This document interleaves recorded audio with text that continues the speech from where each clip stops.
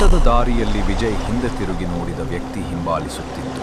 Vijay flash light ಹಚ್ಚಿದ ಕ್ಷಣ ಅಪರಿಚಿತ ಭಯಾನಕ ಮುಖ ಬೆಳಕಿನಲ್ಲಿ ಕಾಣಿಸಿತು. ವಿಜಯ್, ನಿನ್ನ ಜೀವನ ಇಲ್ಲಿ ಮುಗಿಯುತ್ತದೆ. ನೀನು ತೆಗೆದ ಪ್ರತಿ ಹೆಜ್ಜೆಯೂ ರಾಮಚಾರಿ ಗಮನದಲ್ಲಿದೆ ಎಂದು ಆ ವ್ಯಕ್ತಿ ಹೇಳಿದ.